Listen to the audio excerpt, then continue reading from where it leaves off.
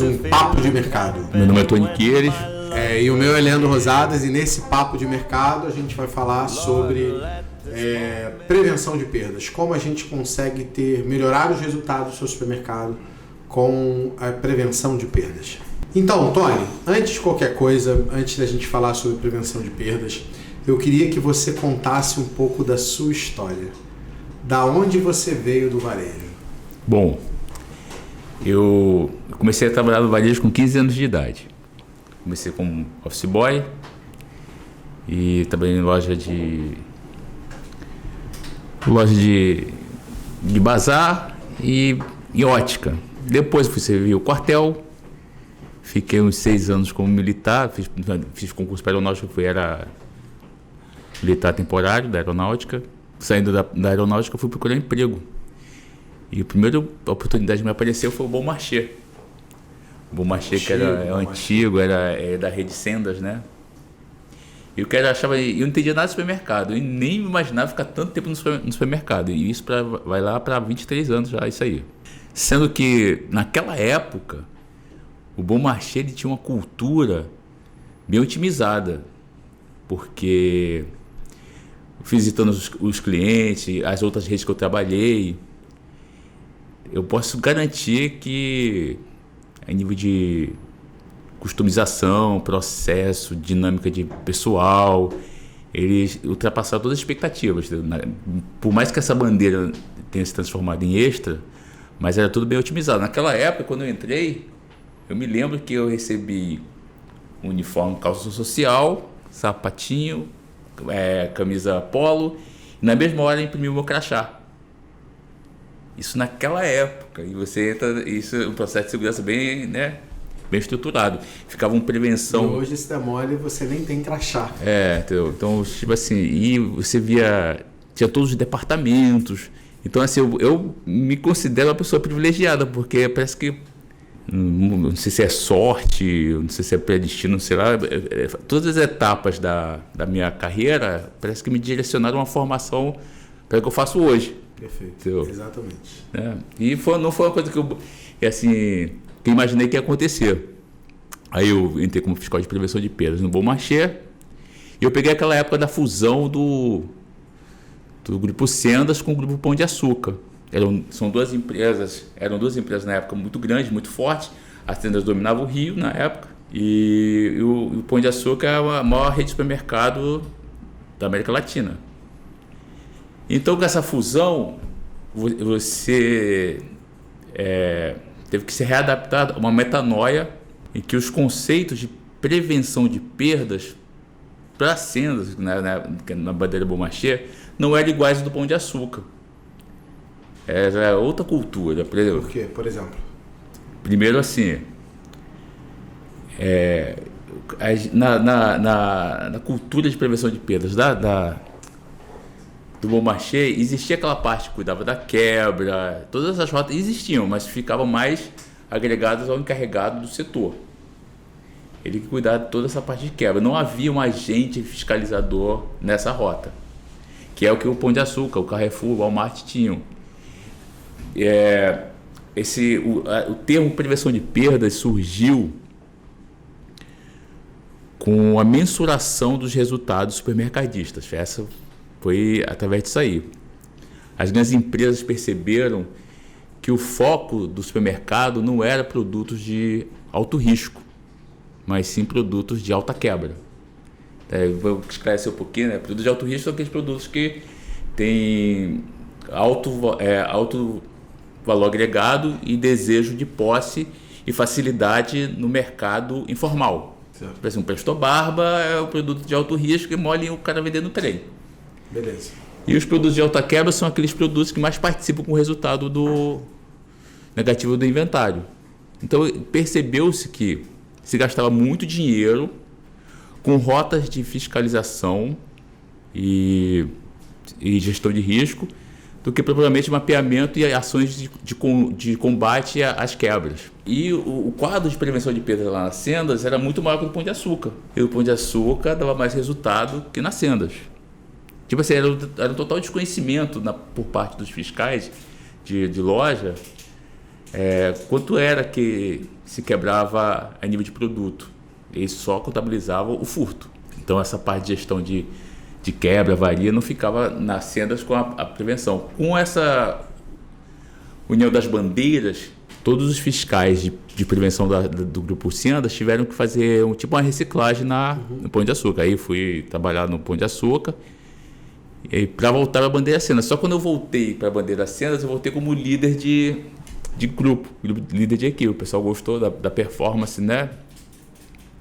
E tinha uma coisa que me chamava a atenção, que a gente só entende o que é cultura quando a gente sai de uma empresa para outra.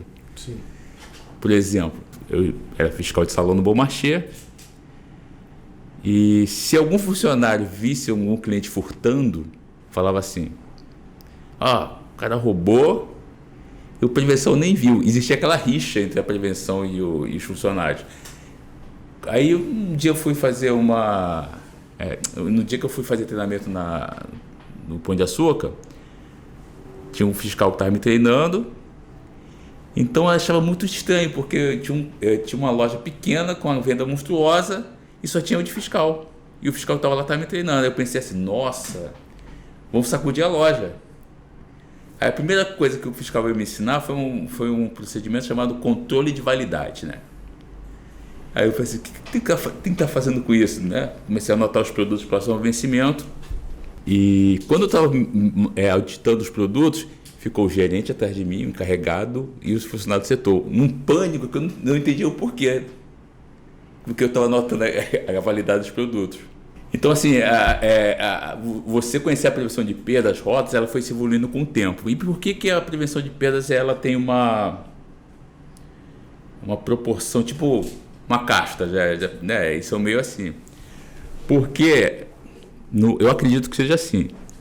Os fiscais de salão, que a maior parte se tornaram fiscais de prevenção, eles geralmente se comunicavam entre si para informar ocorrências, furtantes que vinham na loja.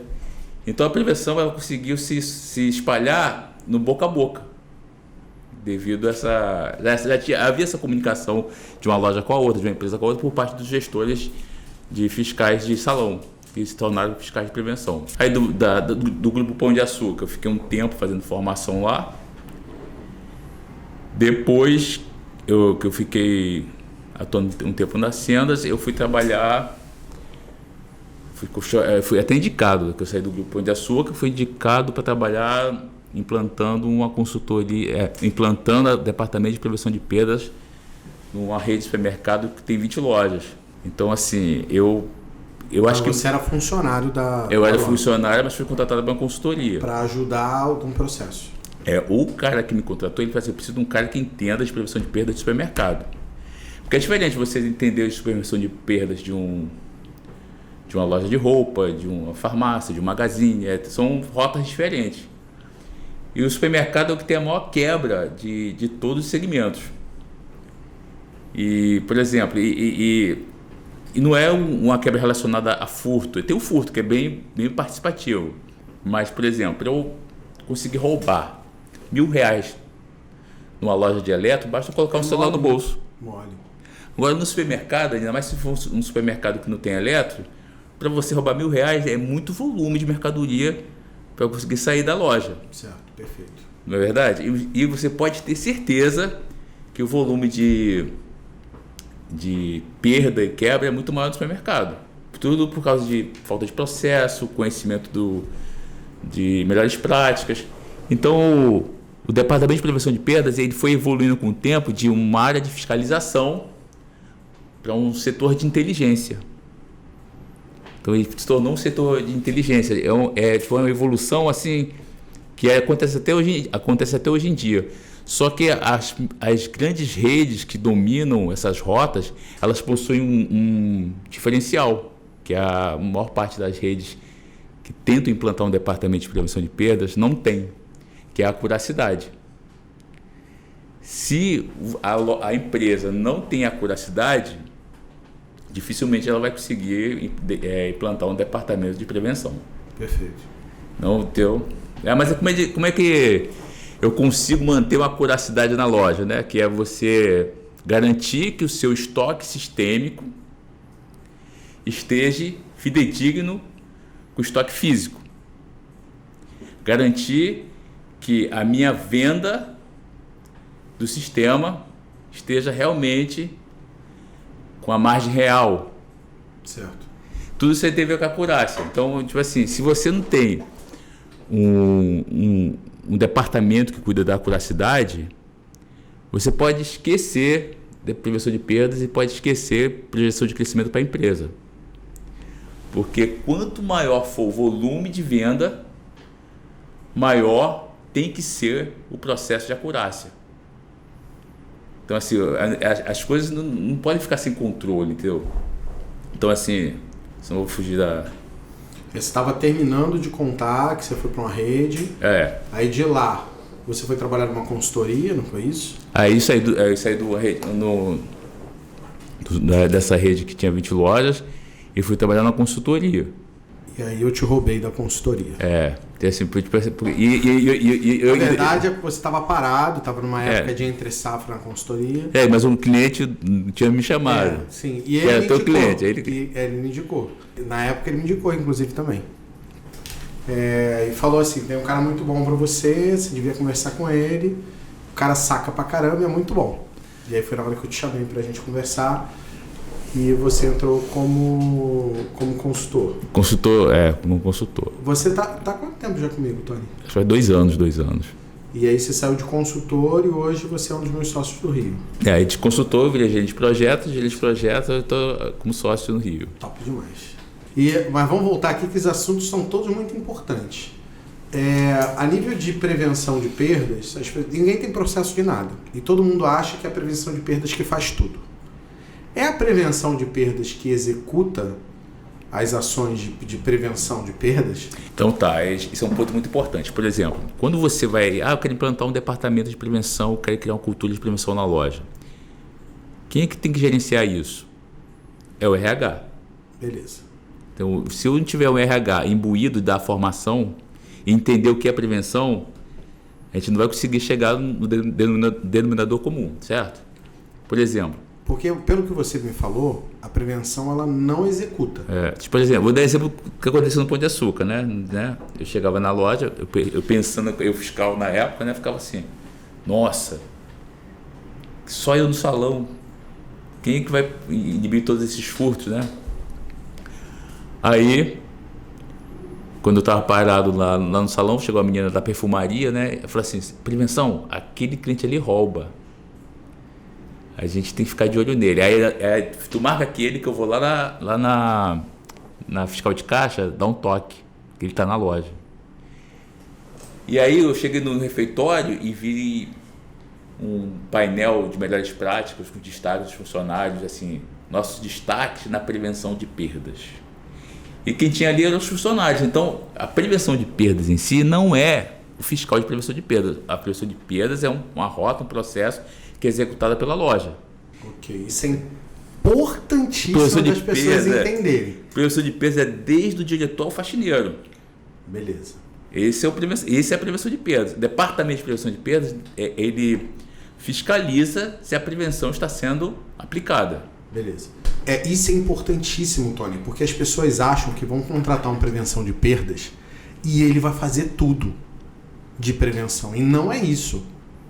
Quem executa é todo mundo. Todo mundo. A prevenção só fiscaliza se o processo está rodando. Exatamente. E aí só ela nem orienta muitas vezes, ela só fiscaliza e reporta, não está funcionando, para que seja cobrado de cima para baixo para a gerência executar. Não é isso? Porque dentro do que eu percebo, na maior parte das pessoas que querem implantar um departamento, não há um cronograma de treinamento. Não há. Não, e o pior de tudo é que elas acham que contratando um profissional de prevenção, ele vai saber implantar a prevenção. E normalmente ele não sabe, porque ele nunca implantou. Ele, na maior parte das vezes, ele executava só, em um pedaço. Né? Não vou falar nomes não, mas eu fiquei sabendo de um cara que é gerente de prevenção de perdas, que aprendeu prevenção de perdas na internet, né? Então ele fez N coisas assim dentro da loja que, assim, para o supermercado era inviável. Um custo muito alto. Sim. tipo assim, que não ia dar retorno assim. Por exemplo, ele plantou sensor no supermercado. Um sensor de alarme. Isso aí é para rede eletrodoméstica. Se não tiver não adianta. A verdade, a gente já até mensurou isso. O processo que mais dá resultado de hoje de prevenção de perda é controlar a validade. Porque quase 30% da perda é validade. Nesse negócio de validade, por exemplo, nessa filial, dessa empresa que já tinha 20 lojas, as lojas vendiam em torno de 1 a 4 milhões cada loja, sendo que eu passei o e-mail para os fiscais e pedi para fazer o mapeamento da validade. Em um mês, só de produto que a gente inibiu de vencer da empresa foi 900 mil. Que isso, cara? Então, 900 mil reais que ia virar lixo. Entendeu? Então essas pessoas não dão crédito para o processo, entendeu? Porque não entendem. Agora a prevenção mesmo, ela tem que começar na entrada e na saída. Eu preciso ter esses 2 pontos amarrados. Recebimento de mercadoria. Nota. Recebimento de mercadoria, nota e tal. Aí depois o cadastro, tudo, etc. Beleza, etc. Entrada. E saída é caixa. Então esses os principais pontos. Porque pelo caixa e pela entrada a gente consegue tomar um prejuízo de 10 mil reais, 5 mil reais. Porque nem entra, né? Só vem o boleto para pagar. Porque as pessoas não dão. Tipo assim, os donos de supermercados confiam demais nas pessoas e não no processo. Mas tinha que ser ao contrário, tinha que confiar mais no processo e menos nas pessoas, entendeu?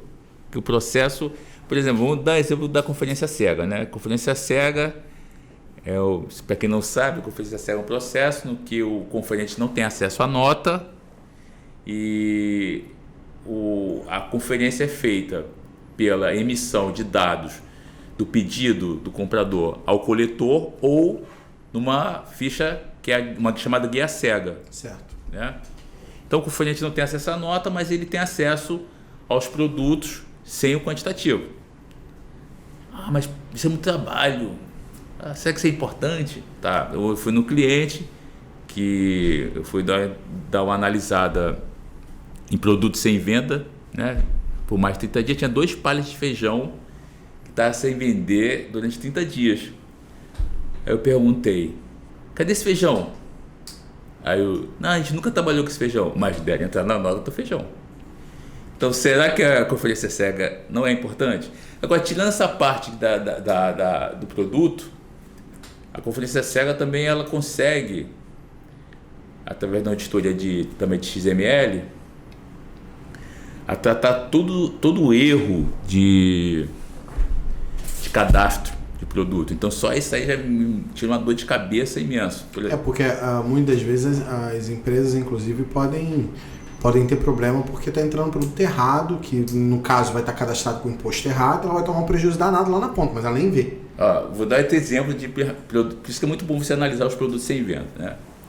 Eu fui analisar do cliente nosso, tinha um pallet de leite condensado Italac sem vender.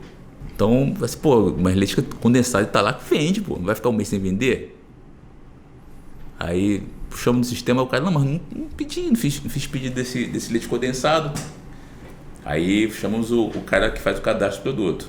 Quando foi abrir aquele código que estava como Italac, na nota estava leite condensado Itambé. Não sei como o cara conseguiu isso, mas tipo assim, na nota ele Itambé. Mas se você puxasse o código, estava Italac. Então, assim, olha só a importância de você auditar realmente seu estoque sistêmico. Aí você vai puxar para nível de imposto, é diferente, o custo do produto é diferente. Então, quando a prevenção de perdas ela é um serviço de inteligência que, além de ter a auditoria do processo, tem também a controladoria do processo. Tipo, quem executa o processo não é a prevenção, é a operação. Mas a prevenção faz com que o negócio ande. Porque, por exemplo, quando a gente fala em inventário, as pessoas acham que contratar uma prevenção é ele que vai fazer o inventário. Não, inventário rotativo, por exemplo, não é a prevenção que faz. Não. É a operação que faz. É a operação que faz. A prevenção, no máximo, acompanha. O máximo que a prevenção ideal é a prevenção fazer uma auditoria aleatória. pegar alguns daqueles itens que foram contados num dia e recontar e ver se está batendo. Se dá uma divergência grande, invalida e manda fazer de novo. Ok, beleza. Mas ela não faz. Não, ela audita. Não, eu estou comentando e quero que fique claro, porque boa parte das pessoas que estão assistindo a gente acha que prevenção é que faz tudo. Não, a prevenção é uma cultura, entendeu? Sim, a prevenção é um processo que tem um conjunto de processos que acontecem dentro da loja e que são auditados por um departamento que a gente chama de prevenção de perdas. Na verdade, a prevenção é como se fosse o FBI do supermercado. É isso. Para falar, prevenção seria uma área de qualidade dentro de uma indústria. Mais ou menos. Ele faz auditoria, ele verifica que está sendo feito, mas ele não executa processo nenhum. Executa de auditoria, executa o processo de auditar, mas assim, ele não é responsável pelos processos fins da loja acontecerem. E tipo assim, se você quer realmente ter um departamento de prevenção de perdas, por exemplo, eles querem implantar um departamento, mas não tem um TI para dar esse devido suporte, que é uma área de extrema importância, porque o TI é que vai ajudar a ter a coracidade. Até que TI é tecnologia da informação. Nos supermercados pequeno e médio porte, eles não sabem a função do CPD. O CPD tem essa missão de manter a curacidade sistêmica. Ou seja, fazer os lançamentos 100% certo para não dar problema lá na frente, na hora que você quiser analisar uma informação. Tipo assim, e é muito difícil as pessoas terem essa consciência dessa Não, e pagam mal pra caramba. O CPD é um dos cargos mais mal pagos dentro do supermercado. O CPD ele tem que ter uma faixa de salarial quase de um carregado. Porque o nível de responsabilidade... Ele pode fazer com que você tome uma multa estratosférica só de imposto, fazendo um cadastro errado de produto. E a maior parte dos clientes que eu visito, os CPDs não têm essa percepção. Muitas das empresas botam um CPD para precificar, que é outra coisa que não é quem tem que precificar a área comercial. Então, assim... falta muito conceito dentro dos supermercados e por isso eles falam que as coisas não funcionam. De acordo com a APAS, diz que já 60% dos supermercados têm prevenção de perdas. Na minha visão, rodando o Brasil todo, eu não chuto que menos de 20 tenham realmente funcionando do jeito certo. Porque se for mais a fundo, se for falar de acuracidade, deve ser 10%. Porque realmente não fazem. Porque como é que eu vou falar que tem prevenção de perda se eu não consigo mensurar minha quebra? Eu preciso saber minha quebra percentual para o departamento. No mínimo, né? No mínimo.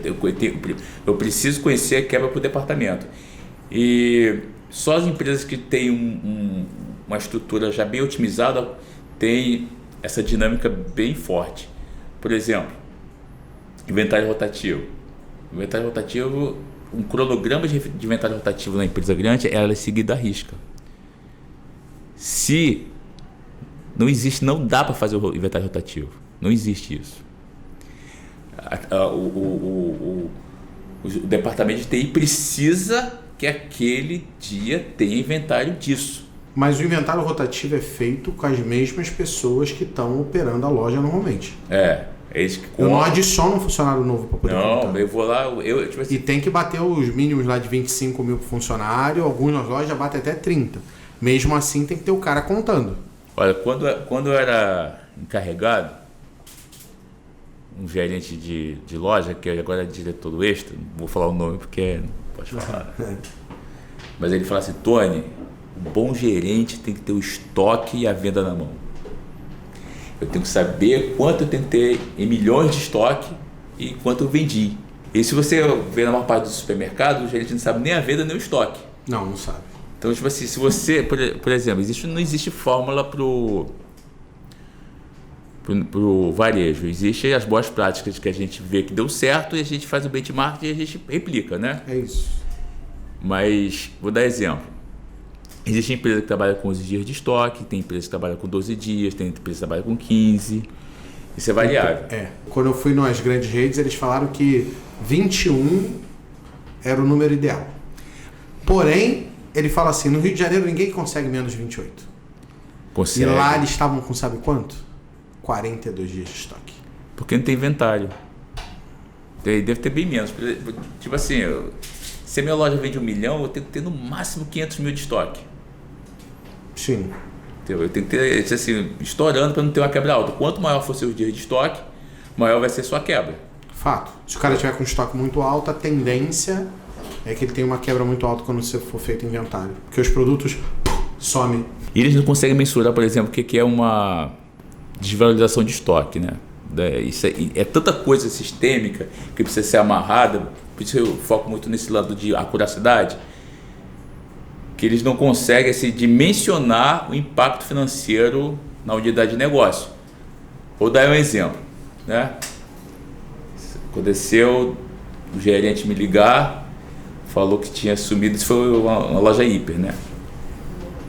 Ele tinha dado uma quebra de R$10 mil de açúcar. Aí eu falei assim, poxa, manda contar o... Como assim? Alto. Manda contar o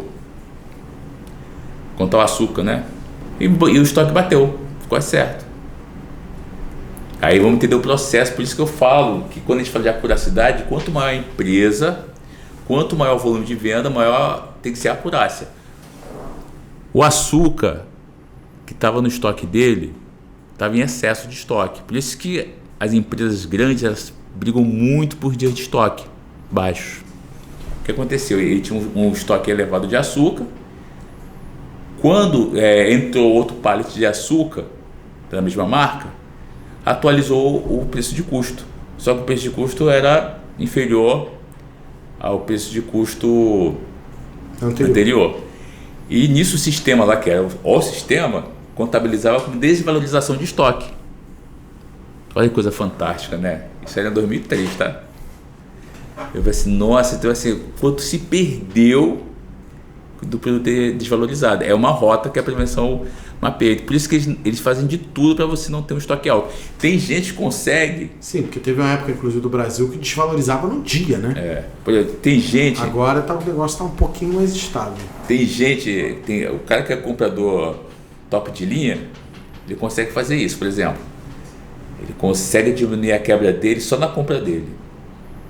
O pessoal de hortifruti consegue muito isso. Por exemplo, ele sabe quando vai ter entre safra tal.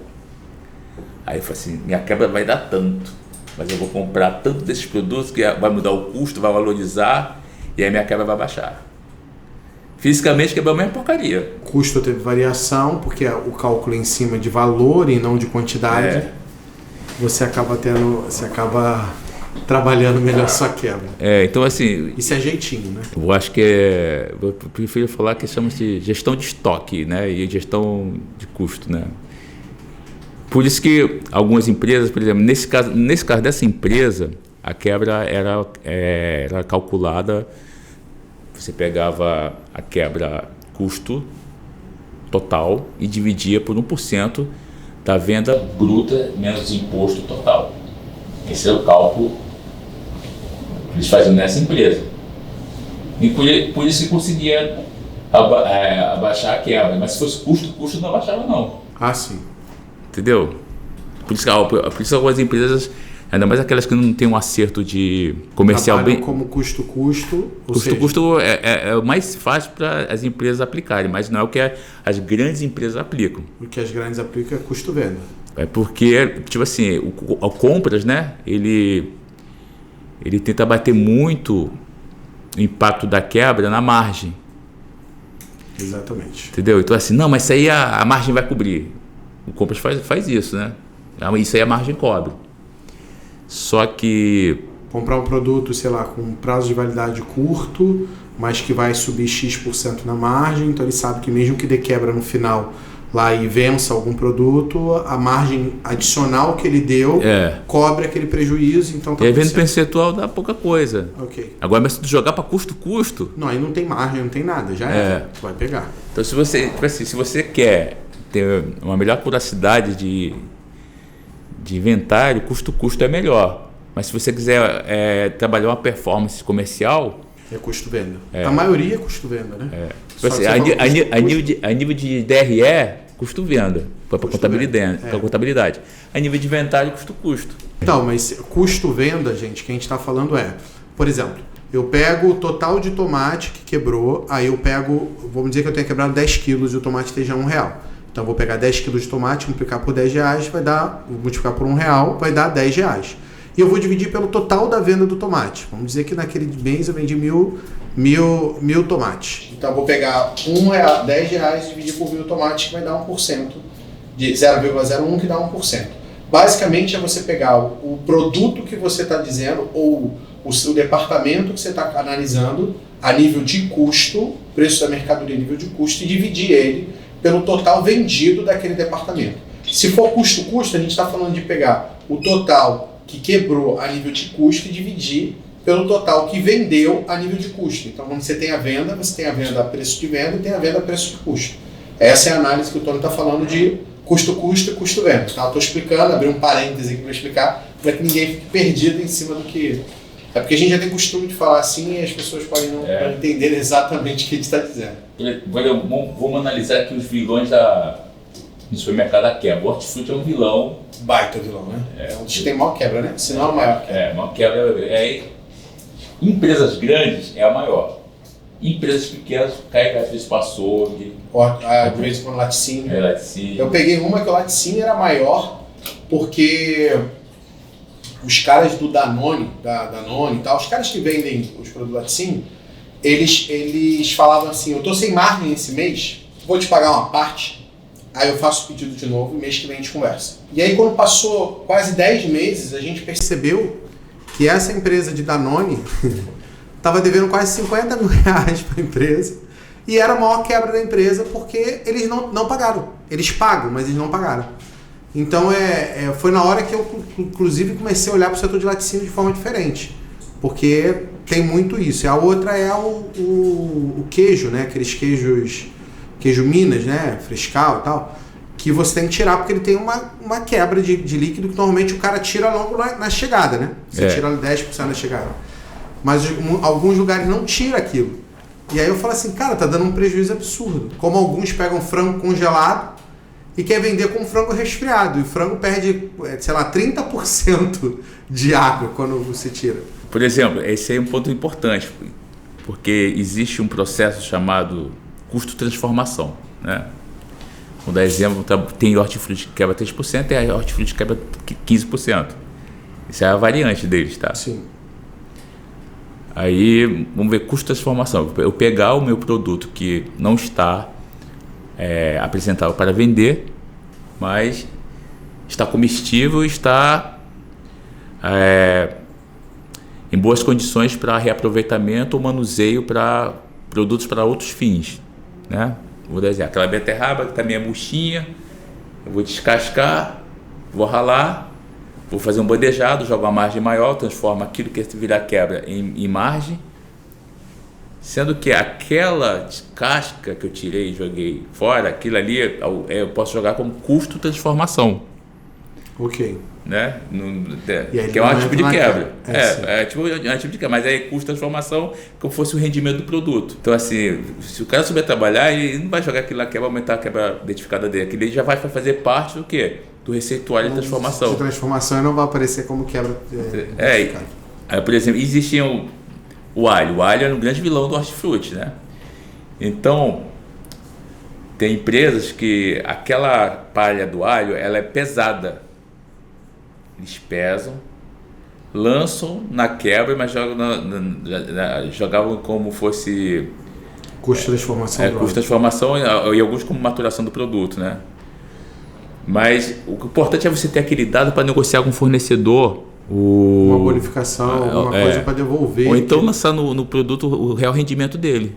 Entendeu? Real peso e renegociar o que está comprando. Entendeu? Isso assim, é uma falha muito grande que acontece na maior parte do supermercadista. Eles não mensuram isso aí, nem sabem o impacto que gera na unidade de negócio. Não, isso, por exemplo, quando eu peguei o frango em si, você não trabalha ele com uma margem de 30%, muitas das vezes por causa de concorrência. Aí o cara pega um frango congelado e vende ele resfriado, ele perde 30% de água, os que a gente mediu. Ou seja, ele estava vendendo o frango de graça. Ele estava tomando prejuízo porque ele não media isso, ele não tinha noção disso. Porque ele comprava o congelado que falava que era mais barato do que o resfriado. É óbvio que é mais barato, porque enfiam água naquela porcaria do frango e congelam ele com água dentro. Aí ele fica mais pesado. Olha, tipo assim, o que eu vejo é que as pessoas focam só na venda e nem sabem se estão tendo lucro real, a realidade é, né? Então, vamos dizer, o que um departamento de prevenção ajuda no processo de uma rentabilidade maior? Vou dar um exemplo na rota. Eu fui no cliente, puxei no sistema um produto que vendia 35 unidades por dia em média num determinado mês. Aí eu puxei no outro mês, aquele mesmo produto, estava vendendo em torno de 12 unidades no mesmo mês. Eu disse, nossa, que queda de venda, né? Aí eu fui puxar o preço desse produto no mês anterior e no mês atual que eu estava auditando. No mês anterior era mais caro e no mês atual era mais barato. Aí eu falei assim, o que deve estar vendo? Esse produto deve estar na avaria, deve estar só no estoque virtual e não deve estar no chão de loja. Aí quando eu cheguei no chão de loja, minha surpresa, estava no chão de loja, mas estava sem preço. Ah, tá explicado. E produto sem preço não vende. Não vende. Então, olha só o impacto que a prevenção audita se a precificação está sendo feita correta, que é uma função que é do encarregado e do gerente. Auditar a precificação é a função da prevenção. E do comprador também, porque o comprador roda a loja, é uma das rotas dele. Mas você vê como nem tudo é só promoção. É o preço, é o detalhe. Vou dar um exemplo aqui que acontece numa rota da prevenção que gera um retorno imediato. Auditoria price, né? Isso aqui é ver se o preço que está na gôndola está certo. Para não dar diferença de preço. O cara tira etiqueta, o cara não tira etiqueta, bota ao contrário, está em promoção. Aí quando você vai ver que daí fica uma zona. Agora você imagina assim, você for um pallet de mercadoria mal precificado. Nossa. Já viu o cara levar tipo assim, caiu um do 1,99 e a pessoa levar um pallet por 99 centavos. E levou. Então são os processos que as pessoas acham que é bobeira, mas na hora que eles pegar... Eu fui agora aqui, tem um supermercado aqui embaixo, aqui no escritório. Aí a gente foi comprar uma... Deixa eu me lembrar. Eu acho que foi uma salada de fruta. E aí na hora que a gente foi passar a salada de fruta, a menina olhou e falou assim, mas essa salada de fruta era R$1 mais caro. Porque aumentou o preço. Aí eu tava com a minha esposa olhou assim e falou, mas é R$6, eu vou pagar R$6. Não, vou pagar 7. A menina, não, claro. Aí chamou a menina para dar um desconto.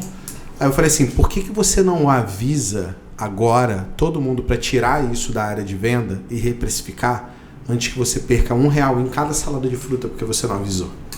Isso é falta do compromisso, né? Nossa, e aí, porque eu avisei e reclamei, porque eu trabalho em supermercado e não aguento ver nego de supermercado perdendo dinheiro, a menina foi lá e avisou, mas ela não ia avisar, e outras pessoas iam comprar e pagariam o preço que está lá, porque pela lei você paga o preço que está.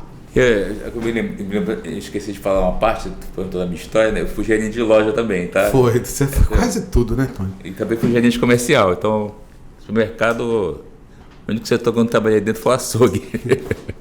Então, pessoal, o que eu acho que é importante? Importante é focar em você ter a curacidade do negócio. O problema é tudo que é muito trabalhoso. E a pessoa não está disposta a enfrentar a resistência da sua própria equipe, né? Isso é que eu vejo na maior parte dos clientes. Se não peitar, não vai rolar. Não, e a única forma da prevenção rodar uma pessoa tem que ir lá e dizer que vai funcionar daquele jeito e acabou. Então, e geralmente e assim, as pessoas vão falar que não precisa, tá trabalho demais, isso não vai adiantar de nada. Alguém tem que falar assim, não, eu quero que seja assim. Não, eu quero que seja assim. E essa pessoa normalmente é um dono, é um diretor, alguém com poder suficiente para que meta pato vai ter que rodar desse jeito. O negócio é tão assustador que nessa rede aí que tem 20 lojas, que eu não vou falar aqui, porque eu chamei um menino para trabalhar comigo, aí mandei ele rodar a loja. Num dia que ele foi na loja, ele botou 4 carrinhos de mercadoria vencida no salão, uma loja que vendia 800 mil. Nossa, que isso. Entendeu? Então, tipo assim, o negócio parece que é oba-oba, mas não é, o negócio é sério. Então, se perde-se muito dinheiro por falta de controles. E a maior parte dos gerentes que eu percebo, não por culpa do gerente mesmo, é por culpa do dono mesmo, que não se preocupa em dar uma formação para o gerente dele e nem dá autonomia para o cara desenvolver, acaba deixando ele na zona de conforto. Tipo assim, eu acho que dos treinamentos assim, mais importantes, que até em nível de prevenção mesmo, é a rota do gerente. Porque o gerente faz o negócio acontecer na loja, entendeu? Sim, mas o gerente não tem rota. Mas tipo assim, o cara da loja é o gerente. O prevenção é só o tubarão que faz o pessoal se movimentar. Entendeu? Ele que é o cara que faz o cara se movimentar. Já se está fazendo auditoria interna para a empresa. Na verdade, a prevenção é auditoria interna para a empresa. Mas quem tem que fazer o resultado é o gerente, é o comprador, é o repositor que está na seção. Só que o grande porquê da prevenção não funcionar na maior parte dos clientes que não conseguem ver facilidade na implantação do processo é falta de treinamento. Há uma carência de treinamento, isso desde a parte gerencial até na parte dos repositores, que quando você dá um treinamento, você consegue dar uma cara, uma metanoia. Quando você, tipo assim, é muito mais fácil você implantar um processo após um treinamento do que você tentar empurrar uma ferramenta goela abaixo na pessoa. Sim. Eu fui dar um treinamento há pouco tempo no cliente, então eu tinha que falar sobre melhores práticas sazonais na época de Natal, final de ano. Essa era a temática do negócio, né? Só que... Como tratar os produtos de final de ano. E quais são os produtos que mais têm incidência de furto, né, de estragar, os que tem maior margem, o que tem expor na ponta de gôndola, etc. Tudo isso aí, né, era foco de abordagem. Só que para eu chegar até essa conversão de pensamento, por isso que eu falo, o RH é muito importante na empresa. A maior parte das empresas não valorizam o RH. Não, normalmente só tem DP. Tem DP. Então, a área de treinamento, que a gente tem o Alan, né, aqui, né? A parte de treinamento é muito importante. Então, tipo assim, para eu chegar a fazer com que aquela equipe se tornasse prevenção, eu tinha que começar com uma abordagem que fazesse com que elas aceitassem a ideia que eu estava passando. Então você tem que se questionar, né? Aí aconteceu um fato comigo. Porque, assim, se você não treinar, treinamento é o principal. E formar para que essas pessoas, para que a menina veja o furto e chame o prevenção, quando isso acontecer, para que alguém se sinta incomodada a chamar o prevenção para fazer, o negócio não está rodando bem. Para que o funcionário do açougue esteja preocupado que está entrando mercadoria com nível de qualidade abaixo, ele está tendo que limpar demais a carne para poder botar na área de venda para o cliente. Para que o cara do hortifruti, o repositor de hortifruti, reclame que está chegando maçã com nível de qualidade abaixo do normal e está muita maçã que já está chegando ruim. Isso aí mesmo. Então, quando a gente fala de cultura de prevenção, é isso. É o cara que está lá na ponta, não o encarregado de hortifruti. Estou falando do repositor, da caixa, da pessoa que está lá na ponta, está preocupado em avisar a empresa que algo está acontecendo errado no setor dela que precisa ser corrigido. Isso é uma cultura. Isso seria a cultura, né? Aí a gente chega num ponto que chama perda de produtividade, perda de capital humano, também entra, né? Isso aí tudo tem... Acho que são as maiores perdas que... Por exemplo, se uma empresa tiver turnover alto, na primeira ela não consegue botar processo nenhum rodando. E segundo, que se ela tiver um turnover alto, ela vai ter muita rescisão. Rescisão gera um custo financeiro de pessoal muito mais alto durante o mês. E aí não tem resultado de DRE que vai dar certo. Então, até nisso o cara tem que estar preocupado. E uma coisa que eu percebo assim, a falta de treinamento, acho que é o ponto mais crítico na maior parte dos supermercadistas, porque eles acham que é só jogar o produto na prateleira e vender. Por exemplo, aqui, vamos dar, tipo assim, o Jambeli pediu para montar um treinamento para um grupo de donos de rede supermercadista, né? Uhum. Aí, tipo assim, tem vídeo de treinamento, mas tinha um que era com foco, né? Aí eu falei, você quer saber? Primeiro eu vou fazer um make-off. Então eu vou fazer um make-off com uma equipe de sucesso. Perfeito. Né? Antes para eu até sentir essa energia do caso. Por que eu escolhi aquela equipe? Porque era um cliente nosso que só tem não tem nem um ano de supermercado e triplicou o faturamento. Então, é uma equipe de sucesso. Fato. Então, assim, é uma equipe que tem sinergia. O diretor lá, que, por sinal, ele tem uma ótima gestão. Então, ele é muito bom, assim, de fazer com que os funcionários venham para a empresa, briguem pela empresa. Ele tem esse ponto-chave, né? E é uma pessoa humilde, né? E a equipe dele é uma equipe motivada. E esse treinamento não poderia durar mais de 1 hora, porque não poderia atrapalhar a operação. Eu tinha que iniciar o treinamento com algo assim introspectivo, reflexivo e depois motivacional. Perfeito. Primeiro eu tinha que fazer, porque primeira turma, um bando de funcionários arredios que já estavam, o que eu estou fazendo aqui? Eu parei meu serviço lá embaixo. Perfeito. Ai, esse cara aqui, para ouvir esse cara de terno falar. Então o primeiro passo eu tinha que quebrar essa barreira, né? Então como é que eu tinha que fazer isso? Isso aqui é o meu modo de agir, né? Eu tinha que mostrar para eles o valor do que eles estavam escutando, a importância do que eles... Eu tenho que fazer com que aquela turma fique o mais possível aberta ao que vai ser falado. Perfeito. Porque senão não vai ter produção. Então eu vou ficar 1 hora lá falando, eu vou estar só matando a operação da loja, né? Então eu cheguei, me apresentei, eu falei assim, olha só pessoal, isso aqui é o making off que a gente está fazendo de um treinamento, em que o que vocês vão escutar hoje, donos de mercado estão pagando para ouvir, que vocês vão escutar de graça. Então tipo assim, a sinergia do grupo já mudou. E eu não estava falando mentira, a verdade era essa. Aí eu perguntei, eu chamei o prevenção da loja, quem é esse cara aqui? Ah, esse aí é o prevenção. Não, quem é o prevenção são vocês.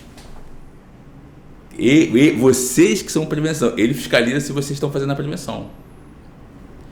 Então, assim, aí esse foi um ponto que eu... Esse conceito não é muito claro para as pessoas. Aí outro ponto que eu tô falando assim, para você começar a prevenção, que faz prevenção são as pessoas, não é o bambambam com 6 quantos anos de prevenção, não. É o cara que consegue fazer as pessoas se movimentar. Isso é o papel do gerente. Como o gerente tinha essa expertise, eu tive que fazer isso na hora. Perfeito. Aí eu falei assim, então pessoal, hoje a gente vai entender um pouco de prevenção de perdas, mas eu queria que vocês entendessem uma coisa. Aí sempre tem aquelas lideranças negativas que... Sim. Então, outro ponto, eu tinha que matar as lideranças negativas.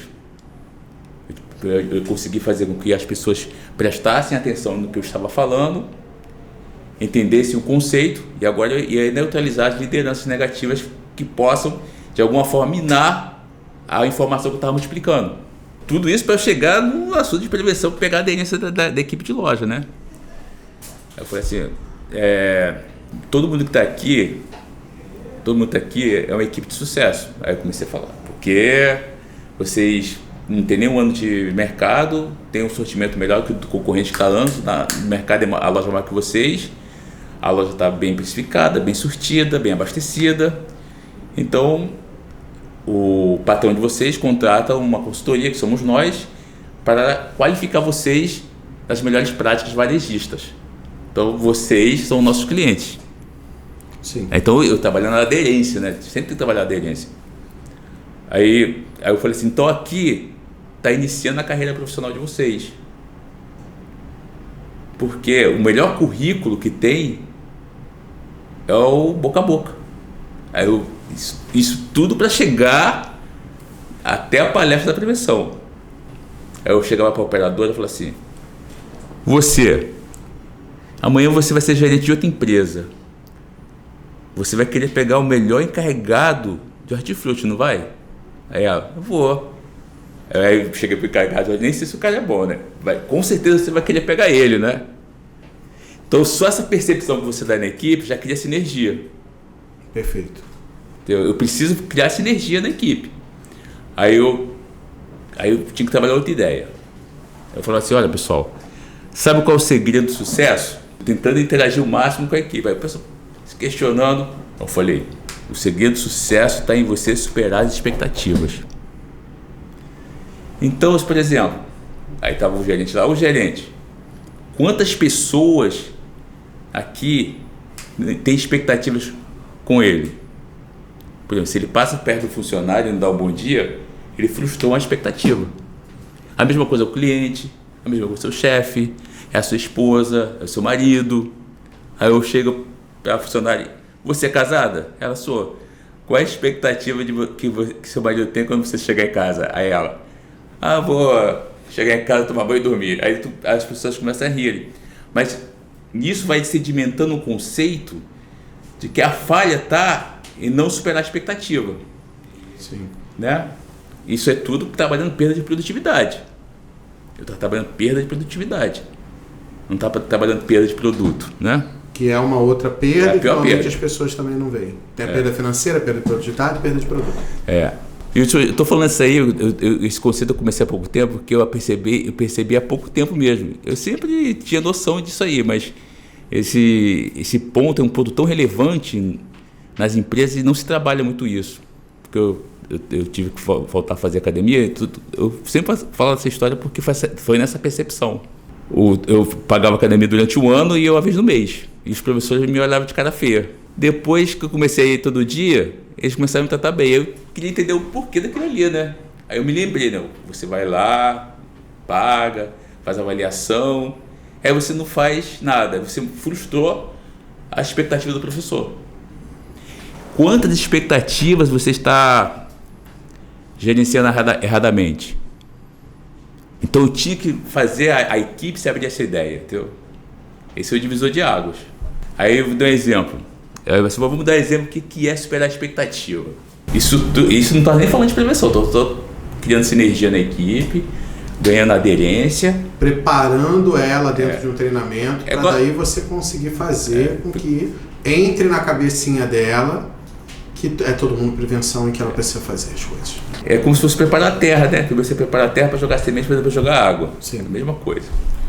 E primeiro você tem que ter perfeição no movimento, depois força no movimento. Certo. Então, o caso da equipe. Quando eu comecei a falar, comecei a trabalhar muito esse ponto de superar expectativas. Aí eu falei assim, vou dar um exemplo. Eu tinha um funcionário, que ele era ESG, e ele pegava mais furto do que o fiscal de salão. Aí eu perguntei para a equipe, sabe o que esse cara é hoje? Ele é gerente, ele tem 27 anos. E é ESG. Mas o que fez ele ser gerente? Ele superou as expectativas.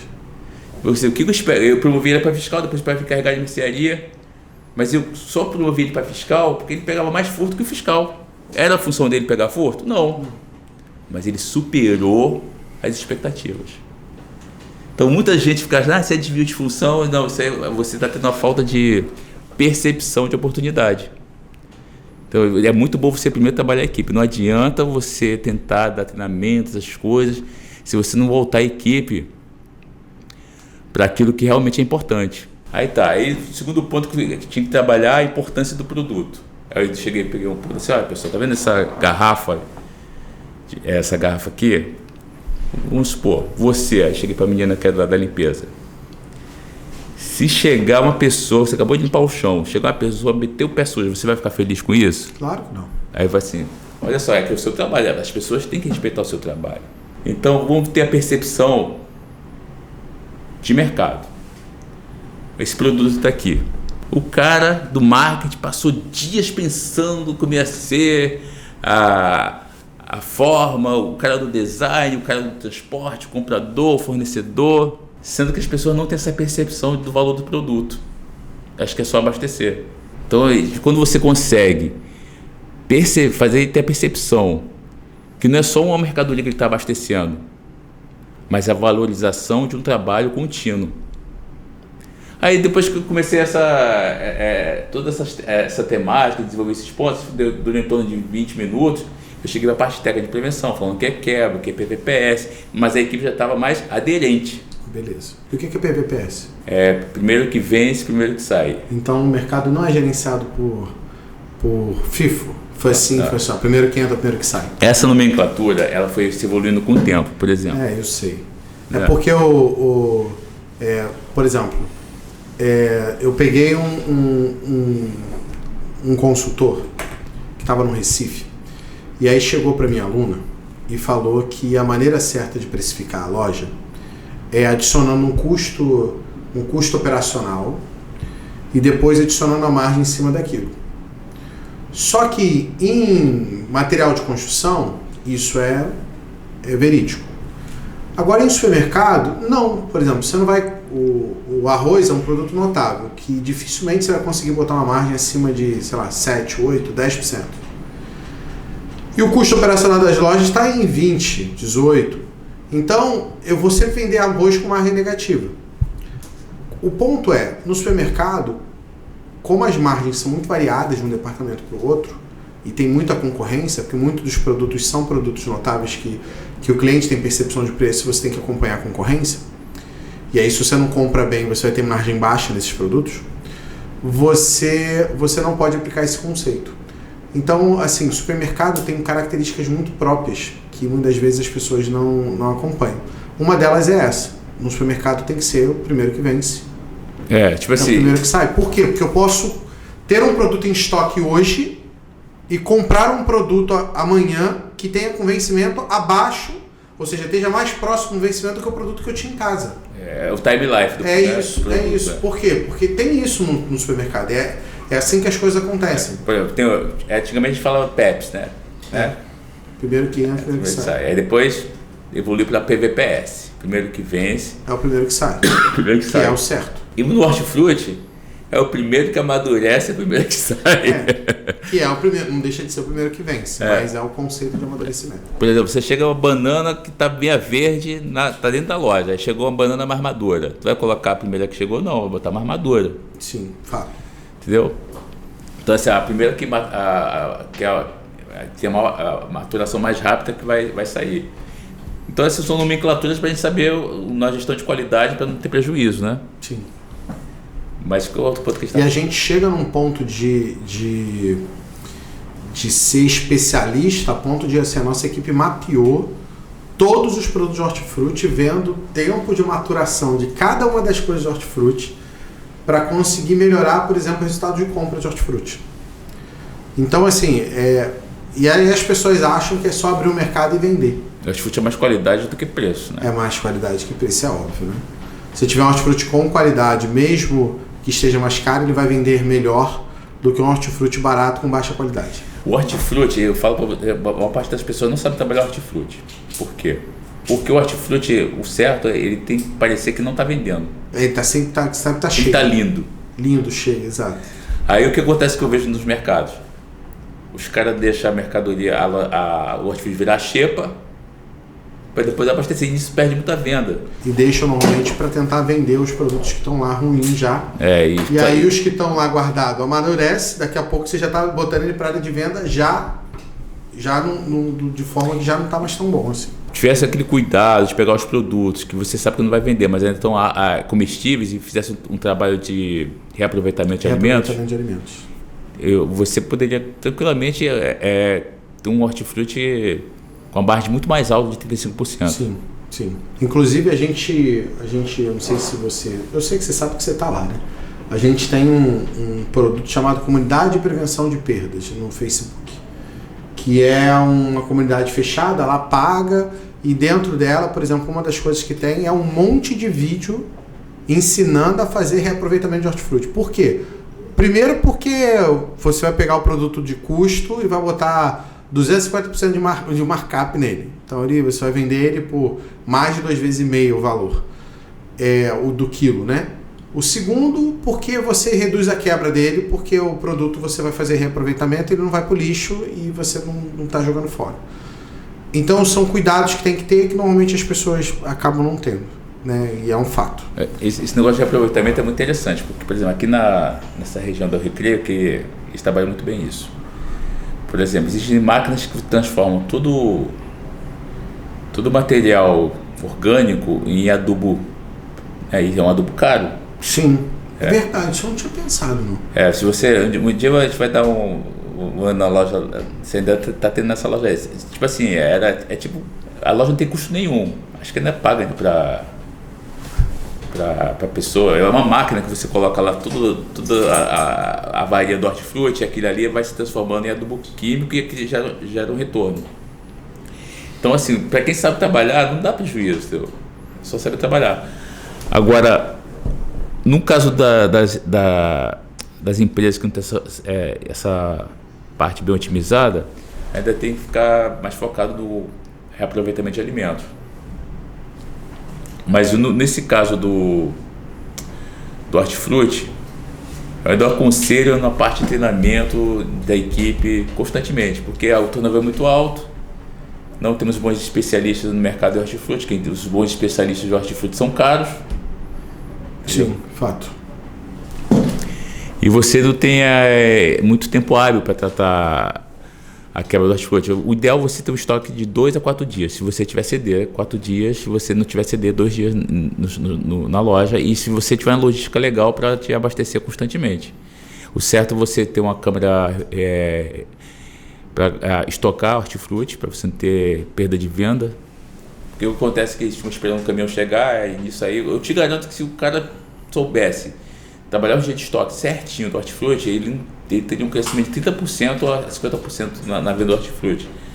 Mas eles não entendem de hortifruti, entendeu?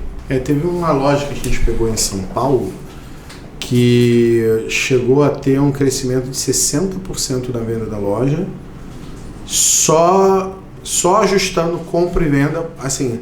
A mercadoria dava muita ruptura. Hortifruti é um setor que é fácil de dar ruptura. É, muito fácil, né? Você vai esticando. Liquidez maior, né? Exatamente. E aí o cara nunca sabia quanto realmente era venda, quanto realmente ia chegar a venda, porque ele ficava segurando para diminuir a quebra. Né? Vou deixar faltar para não dar quebra, que é louco, né? Verdadeiramente maluco. Você tem que chegar no ponto ótimo disso. Mas fazer isso e perder venda, porque não é só perder venda, eu estou deixando de atender um cliente que foi procurar um produto que ele não vai achar e que provavelmente ele precisa daquele produto para consumir e vai acabar indo em outra loja para comprar. E aí ele vai ter a experiência de testar outra loja. E aí o que vai acontecer? Provavelmente a próxima vez ele nem vai mais na minha loja, ele vai direto na loja seguinte. E aí eu perco aquele cliente. Então é importantíssimo as empresas cuidarem. Para mim o setor de hortifruti é muito estratégico, né? Que é um setor que está em voga, né? Qualidade. Que está em voga, as pessoas estão tendo problema de saúde pra caramba, então as pessoas estão ficando mais fit, ficando mais light, ficando mais diet, se preocupando em não serem diabéticos. Então é um setor que está em alta e que merece realmente investimento. E no caso da prevenção de perdas é trabalhar melhor o reaproveitamento e principalmente o recebimento, né? Toda vez que eu acompanhei alguém da nossa equipe de hortifruti, o que eu vi foi que eles se preocupavam muito no recebimento, porque vinha mercadoria já ruim de cara. Quando ele pegava uma caixa, sei lá, 1/5 da caixa estava ruim. Não é que estava ruim, mas não estava mais apropriada para você poder botar numa área de venda. E aí, muitas vezes, o cara pega esse produto e vira a caixa, não arruma, e aí você não separa. Quando ele separava de, sei lá, 10 caixas, por exemplo, de maçã, ficava uma. E aí você negocia isso com o fornecedor e tal, e melhora a tua quebra, por exemplo. Chegando num ponto que eu me lembrei agora, que eu gosto desse modelo de operação, né? Por exemplo, tem empresa que o conferente ele é subordinado ao encarregado de mercearia. Uhum. E ele confere mais mercearia do que perecíveis. Ele confere perecíveis, mas o perecível, por exemplo, no caso do hortifruti, você acha que o conferente tem que saber ou consegue distinguir a diferença da maçã Fuji para a gala? Não.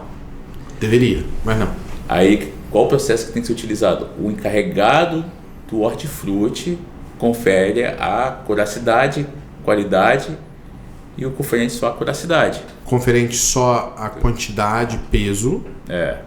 E a qualidade é conferida pelo encarregado direto do perecível. Exatamente. No açougue é a mesma coisa. Mesma coisa, latinha é a mesma coisa. Então, o conferente vai lá e confere. Chegou, são 10 caixas de X quilos de maçã Fuji. Beleza? Beleza. Agora o encarregado de hortifruti tem que ir lá e rever se aquilo ali tá batendo. Se a qualidade tá boa.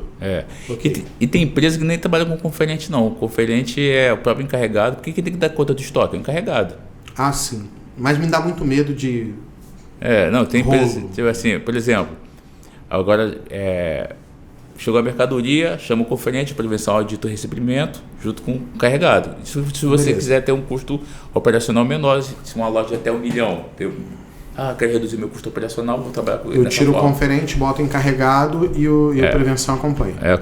Acompanha só se o processo está sendo feito de forma mais idônea, né? Sim, beleza. Você não está tendo sacanagem. Isso é uma sugestão, Você né? não está tendo sacanagem no recebimento. Porque conferir, o gerente pode conferir, o encarregado pode conferir. Agora, se tiver uma prevenção para acompanhar, vai te dar mais segurança nisso aí. É uma prevenção para cada 400 mil reais em venda, né? Isso é uma média de mercado, mas aí fica variando ano. Sim. Mas é uma média, pelo menos para o cara ter noção de quanto tem que ter. Ou seja, uma loja de menos de 400 mil de venda não teria que ter prevenção. Não, aí teria que... A prevenção da loja teria que ser o próprio dono mesmo. Ok, legal. Assim, se você tivesse que dar 3 dicas simples para uma loja que não tem nada de prevenção começar a reduzir as perdas dela, qual você daria? Mas vendendo até quanto, mais ou menos? Uma loja que... até R$1 milhão. Primeiro ele tem que entender o que é prevenção, né? Beleza. Tá na cabecinha dele o que é prevenção, pesquisar muito, entender as rotinas, entendeu? Senão ele vai colocar um agente de prevenção na loja, vai arrumar estresse e a prevenção vai acabar saindo como errado. Beleza. Treinamento para a equipe constantemente, né? Programas de incentivo em prol e 3 processos que precisa ter principalmente. Primeiro, a departamentalização, customizar o departamental. O que significa isso? Fazer a árvore mercadológica bem estruturada. Aí as pessoas, quando eu falei árvore mercadológica, eu falo, não existe fórmula para árvore mercadológica, mas ela tem que atender 2 tópicos: o compra e o inventário. Ok. E a venda também, porque é o cliente. Mas, por exemplo, como é que eu vou fazer a árvore mercadológica? No meu entender, na sua grande parte, eu desço no salão, isso aqui é tal, isso aqui é tal, isso aqui é... eu vou no corredor, isso aqui é o quê? Isso aqui é uma conservas. Então isso aqui é um departamento, né? Eu tenho um setor de conservas, então isso aqui é conservas.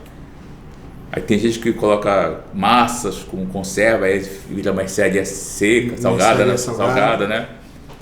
É também um modo, mas a nível de você... Sim, mas a nível de inventário eu vou fazer conserva. Posso até ainda subdepartamentalizar isso daí, né? Por exemplo, a gente tem que entender muito assim, na ponta, o que acontece? Nesses casos, tem um repositor do setor. O repositor do setor é o cara que é apto para ver ruptura, fazer inventário rotativo, saber o que gira e o que não gira. Então, quando a gente fala de departamentalizar, é você saber que existe um agente de execução e que existe também um processo de criação em cima daquilo ali. As pessoas não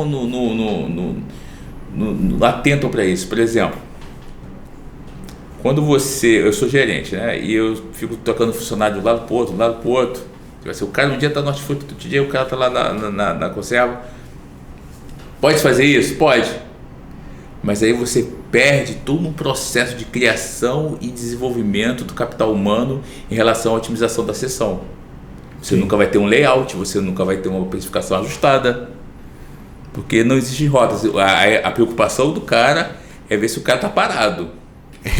Entendeu? A preocupação dele não é ver se, não é garantir que a olhar loja o resultado, esteja... olhar se a perda ali está boa, olhar se a margem está boa, se o cara está fazendo um trabalho bom de layout. Preocupação é saber se o cara está parado ou não. Tipo assim, aí você impede que aquela pessoa desenvolva uma produtividade mais efetiva, e conheça mais os produtos que vendem, que vencem, não consiga desenvolver melhor o planograma, né? Então se quebra todo um processo de formação só nessa alocação de funcionário erradamente. Beleza, concordo. Entendeu? Então isso aí eu vejo muito esse erro. E como é que a maior parte das empresas fazem, né? Eles colocam o pessoal da mercearia, a maior parte, para fechar a loja, e o pessoal do prestígio para abrir loja. Uhum. o encarregado de mercearia, empresas que o encarregado faz a função de encarregado de loja, é a mesma coisa como se fosse um gerente, só que ele cuida da mercearia e a equipe de mercearia. Beleza. E o encarregado de perecíveis, geralmente o que ganha mais, é o que abre loja. Isso é uma forma de gestão que algumas empresas adotam, que eu acho ideal, né? Porque você vai trabalhar com uma equipe mais enxuta, sem a necessidade de muita gerência dentro da loja. Porque, tipo assim, você vai ter um gerente, mas você não vai ter um subgerente, porque o subgerente é o encarregado de mercearia. Exatamente. Vai fazer a mesma função, porque ele vai fechar a loja para deixar ela layoutizada e pronta para inaugurar no dia seguinte. Na verdade, vai ter 13 gerentes, porque vai ter o geral e um pavilhão para fechar. Beleza, ok, faz todo sentido. E você cria sinergia. E aí, no dia que o gerente precisar folgar, ele pode folgar, que tá tudo certo. Tipo assim, eu vou no canal do perecível. Por que o perecíveis abre loja, né? Porque o perecíveis tem que garantir que não tenha rupturas. Sim. Né? Tem que estar 100% arrumado já na abertura. Tanto hortifruti, como laticínio, como padaria, como açougue. Então, por isso que geralmente os encarregados, falando dos encarregados, geralmente eles abrem dos loja. Encarregados vai abrir as lojas, ou todos os encarregados de perecíveis vão abrir a loja. Isso aí vai de escala para escala. Mas é muito importante ter essa preocupação, porque o perecível tem a margem mais alta. De fato. Por isso que não pode ter perda de produção. Não pode, de jeito nenhum. Inclusive, um dos problemas maiores de padaria é que toda abertura de loja você não tem produto. Porque... Você chega na padaria, só tem pão, não tem mais nada. Todos os produtos com valor agregado e tal, só saem normalmente depois do meio-dia. Porque o cara produz pouco, acaba, e aí de manhã cedo não tem produto. E aí a maioria das padarias vendem mal porque não tem produto. Quem tá assistindo esse vídeo, vai lá de manhã cedo na tua loja, abre a loja e me diz se tem produto. Bota aqui embaixo, Se tem produto, bota assim: na minha loja tem produto de padaria, Leandro. # tem produto na minha loja, tá bom? Se você amanhece com produto, bota aí. Eu gostava esse processo de formação gerencial das empresas de maior porte. Eles pegam o encarregado e colocam para fazer a função de plantonista, né? Ele faria a função do gerente sem o gerente lá. Às vezes o gerente está na loja. Sim, não, o que eu digo ele é treinado para ser o gerente. Caso o gerente não possa estar, esteja de férias, esteja de folga, ele pode substituir. Existe uma escala de plantonista, então cada dia o encarregado é de plantonista. Mas isso era muito bom porque fazia o cara desenvolver. Ter polivalência, exato. E o cara tinha que olhar a loja toda. Perfeito. Então perde-se muito desenvolvimento do capital humano pela essa falta de processo. Porque as pessoas não trabalham só por dinheiro, né? Elas trabalham por reconhecimento. E às vezes você dá mais responsabilidade, é reconhecimento. Uma forma de se mostrar que o cara tem possibilidade de crescimento da empresa, pode, quem sabe um dia virar um gerente e tal. Isso é legal. Então, tipo assim, eu acho que o ponto é treinamento, acuracidade e principalmente o cara tem que querer, né? Sim. O cara tem que querer. Porque a maior parte do dono de mercado de pequeno, médio porte que eu vejo... Ele quer ter prevenção, mas não quer. Ele precisa, entende que precisa, mas não quer botar em prática. Tipo assim... Porque dá trabalho pra caramba, né? E é o futuro, porque quanto maior a acuracidade da empresa, mais solidez ela tem. Ou seja, quanto mais confiável forem os dados, mais solidez ela tem. E por isso, inclusive, a empresa tem que ter um software muito bom. que gere a acuracidade. Senão também não adianta de nada. Geralmente empresas grandes têm servidor próprio, né? Tem servidor próprio, tem softwares mais robustos, que exatamente para poder ter a acuracidade. No caso da prevenção de perdas no nosso perfil de médio e pequeno porte, que os clientes que geralmente buscam esse tipo de serviço, mas sem ter conhecimento nenhum. Eles precisam muito estudar o assunto bem previamente antes de querer implantar um departamento, que senão vai ser um desgaste que não vai dar retorno nenhum para eles. Eu normalmente digo pro cara o que ele precisa fazer é implantar os processos de prevenção com a operação, antes de botar um departamento de prevenção. Isso é a melhor forma. Sei lá, você tem controle de validade? Implanta o controle de validade. Você tem inventário rotativo? Faz um inventário rotativo para rodar. Você tem controle de movimentação interna? Então implanta o controle de movimentação interna. Você tem verificação de... você tem controle de numerário de pagamento? Controle de numerário de pagamento. Você tem controle de cancelamento de caixa? Então, implanta o controle de cancelamento de caixa. Porque são coisas tão básicas, mas que você tem uma verificação se os preços da loja estão sendo... Os preços que foram alterados realmente estão alterados? Você tem alguém indo lá ver isso? Ah, não tem. Você tem algum controle para verificar se tudo que chegou ontem foi abastecido? Isso que eu estou falando é o básico de operação, né? Básico do básico. E aí, essas coisas todas ajudam a você eliminar os problemas da prevenção, que tá sem preço, tá dando ruptura, o produto você tem o teu recebimento está sendo bem feito, você tem verificação de qualidade pelo encarregado do setor de perecíveis. Então são todas pequenas boas práticas que, se o cara implantar, ele já tem, aspas, a semente da prevenção previamente implantada. Mesmo sem ter um departamento, mesmo sem ter contratado uma pessoa para auditar e tal, etc. Vai precisar dessa pessoa, mas se o cara não tem nenhum processo rodando, como é que você bota uma prevenção para auditar? Esse é um ponto importante. E outro ponto importante também é o caso da figura do gerente, né? Se você tem um gerente que é resistente à prevenção de perdas... Nossa, como não faz nada, né? Eu vou dar um conselho para quem está me ouvindo: pode mandar embora. Pode mandar embora, porque tá vendo? Não serve. Sou só eu que falo para mandar embora, tá vendo? Porque o primeiro prevenção da loja tem que ser o gerente. Perfeito. Eu costumo falar que o cara que sabe trabalhar, o gerente que sabe trabalhar, quem trabalha aqui na área da Zona Sul, do Recreio, da Barra, porque geralmente um gerente que trabalha nessa área, ele quer a prevenção mais chato possível na loja. Porque se o prevenção não vê, a fiscalização vai ver. E ele vai tomar e ele vai pagar por isso. Então é isso. Assim, se a gente for ficar falando sobre prevenção de perdas aqui, provavelmente a gente vai levar aí umas 2 semanas falando todo dia direto, umas 12 horas. Mas a ideia do vídeo aqui é tentar esclarecer. Quem sabe eu trago o Tony outras vezes aqui para a gente poder conversar e falar sobre... falar um pouco mais específico sobre algum desses pontos da prevenção, mas eu pedi para que ele participasse. O Tony, quando meu sócio aqui do Rio, eu pedi para que ele viesse, participasse, exatamente para passar um pouco da visão de como realmente a área de prevenção, que para mim é muito distorcida, né? Os supermercadistas têm uma visão errada sobre o que é a prevenção, e a ideia desse papo de mercado era trazer um pouco mais de clareza sobre isso, e eu acho que isso ficou muito claro.